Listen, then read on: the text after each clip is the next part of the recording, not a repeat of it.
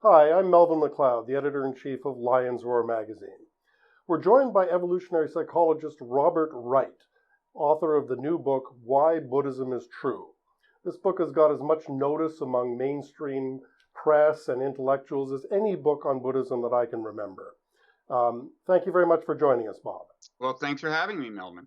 You feel that Buddhism accurately describes the problems of the human condition, broadly included in what Buddhism calls the first noble truth of suffering or dukkha, and that its analysis is actually consistent with what we now know about the psychology of evolution.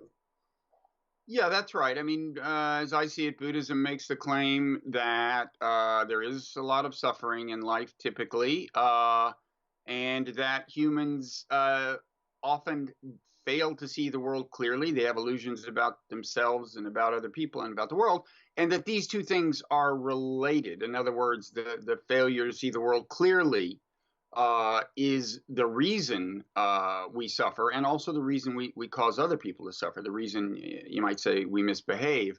Um, and I think, broadly speaking, evolutionary psychology does confirm that diagnosis. Certainly, evolutionary theory holds that we are not engineered by natural selection to be happy. So, evolutionary psychology tells us that while we may have developed certain patterns, psychological patterns, that are advantageous for the survival of our genes or of our species, they are actually not advantageous for our own happiness and well-being as human beings, and they do not necessarily help us to lead a meaningful life. Is that correct? In effect, they're productive from a genetic point of view, but counterproductive from a human point of view.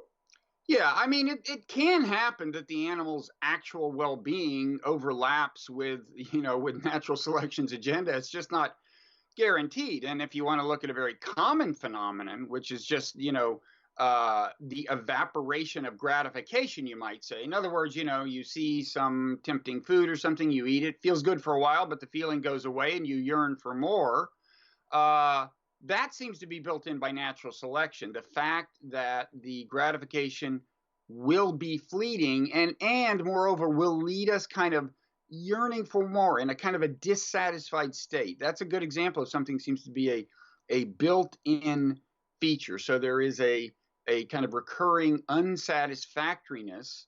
And as I'm sure you know, there are scholars who say that, the word that's typically translated as suffering, the ancient Pali term of dukkha, could be translated as kind of unsatisfactoriness, or certainly has that as one of its connotations, and that just makes perfect sense in terms of natural selection. What is the relationship between Buddhism's diagnosis of, in effect, the individual drive for survival and survival of both the physical self and the sense of self, and the evolutionary drive of the collective survival of the genetic material? Which is the cause and which is the effect, or how do the two drivers of our behavior relate to each other? Singling out natural selection as the ultimate cause of all this that's not like a rival explanation to Buddhism's explanation, because it's a different kind of explanation. It's an ultimate explanation. It's an explanation about how, why the machinery is set up such that it is, if that makes sense. What is, in your experience now, the antidote to this evolutionary, this conundrum that evolution has given us? That indeed we survive, but we survive by not being happy. Evolutionary psychology does not have that answer. Evolutionary psychology is descriptive, but not prescriptive. Buddhism is both.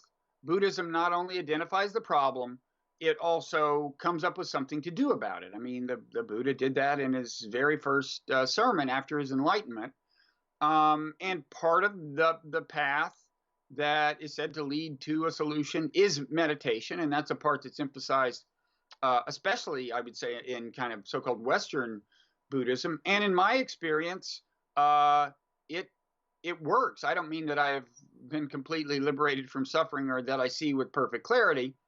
I just think I'm a little less deluded, and I suffer a little less than I did before I started meditating. And moreover, I can see looking ahead that, if I had more time to devote to the practice, everything I've seen suggests to me that if I could do more than my 30 to 45 minutes a day of meditation, and maybe, listen to more Dharma talks while taking walks or something, that I would progress even further. I just think the logic of the Buddhist path makes sense, and Buddhism, agrees with evolutionary psychology on the diagnosis, but unlike evolutionary psychology, actually provides a prescription.